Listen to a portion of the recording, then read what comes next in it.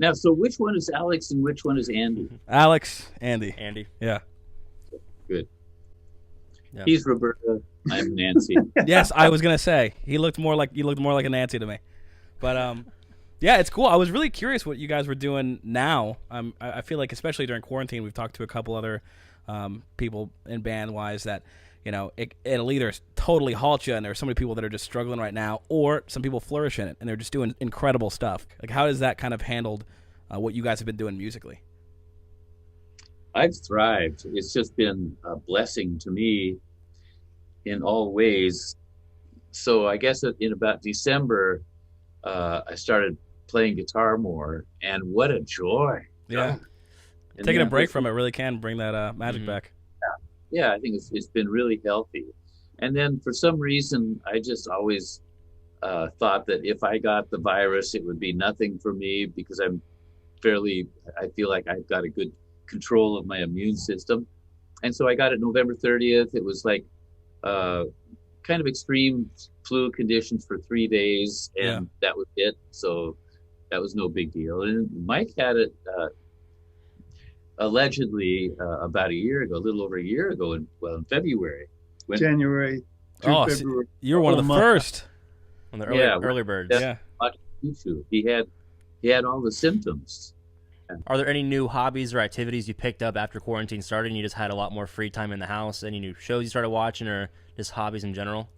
Funny you should ask. Yeah, we both became golf nuts. Really?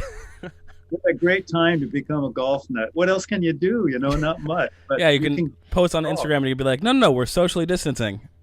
Par 4. Yeah. Who's the better golfer? Well, he's a little better, but he plays 3 or 4 times a week, Then another thing is that Mike got a 3D printer, and after he got his, and I saw how cool that was, I got one as well. So he's creating speaker components, and man, wait till the world sees what he's come up with. It's pretty amazing. And then, I've got guitars that I mess around with.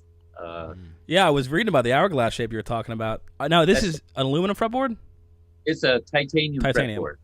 It's the only one I know of in existence, and it just plays like butter. It plays so sweet. I'm designing the guitar from the ground up, and it's going to be a way different concept that nobody's done yet. So it's going to be there'll be trial and error, and it's going to take a while, but. Well, if you ever need somebody to test it, I'd be happy to come down and put my fingers on it. Yeah. Well, when we come down to Florida, I was just down in Florida a couple weeks ago, and what part do you visit? We went to West Palm Beach. Oh, nice area. Okay. Nice area too. I know for us, anytime he picks up a new hobby, like you were saying with the 3D printing, anytime he picks up a new hobby, I pick it up because I see the coolness of it. Is that kind of how it is with you guys? Yeah. Who's usually the first one to pick up the hobby, and who's the other one that kind of like tags along for the ride? Or is it interchangeable? He does the mining work, and he finds the cool thing, and then like he introduced me to Eric Clapton, introduced me to Eddie Van Halen. Really? To their guitar playing. Yeah. So he was always a big factor in my growth. Mm-hmm. Except when he wasn't, but we don't. He would sniff stuff out pretty early. Well, Mike, what are you listening to right now? Is that what mostly gets you? Is like the musicianship aspect, or is it singing, songwriting? Like, what usually catches you? Different things at different times. I mean, I love EDM. Mm-hmm. I love all the exploratory tones and sounds that they get. It's incredible to me how much they have in common with experiences that I've had on LSD, where that thing, there's something that happens on LSD right before you enter a different realm of consciousness, and to hear that in a room, it's amazing. But I'll tell you what, Mark Knopfler, oh my God, I've heard great things. Yeah. Mm-hmm. Yeah. You can just say, Alexa, play Mark Knopfler, and I mean, I tried to stay current with his albums, but I just hear new song after new song after new song. And he's such a storyteller. He's a poet. He's very much like Paul Simon, Bob Dylan. in that the lyrics stand alone as really strong. And then you put a nice song, a nice arrangement, but then you produce it so well. Yeah. Mark Knopfler is just awesome. Yeah, production really is a different thing. It can really, as far as experience that you guys have had, I feel like there's 3 parts to writing a song, and maybe you can weigh in on this. And the first part is when you first write it, you have the idea, and the second is kind of testing it out with other musicians or maybe a little bit more of yourself. And the third is when you actually put it down and get that final coating on it. And I feel like each one of those is such a different experience.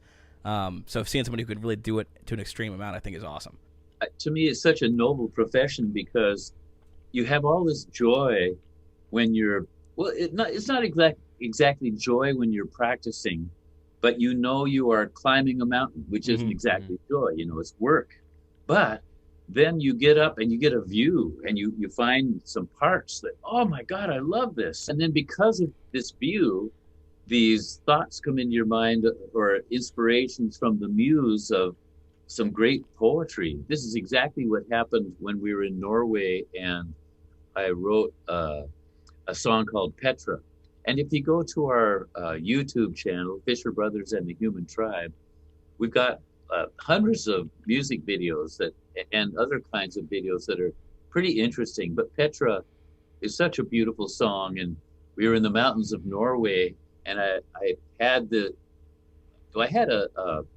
Rufus Wainwright song going in my head, but I was making up different lyrics for it, and the poetry was beautiful. I mean, in my opinion, the poetry I was really happy with. And then, so we got back to our home base, where our Norwegian relatives' cabins were, and then I thought, okay, now I got to come up with the music to these great lyrics, and then it just came right out. But to be able to write a song beginning with a great poem is my favorite way to write a song, because the lyrics guide you. They tell you what to play. Mm-hmm. So is it also location based? Like you were saying, up in Norway, do you like to travel a lot to get inspiration from the location? I sure find that I'm more of a font of creativity when I'm not home. Yeah. Okay, you guys just watched a clip from our interview with the brothers from Heart. If you want to see the full uncut interview, that is on Patreon now. And go check out more from the Fisher Brothers. They have new music coming out as well as a new book. Go check them out on their YouTube channel, The Fisher Brothers and the Human Tribe. And again, if you want to see that full interview with them, it's on our Patreon. Link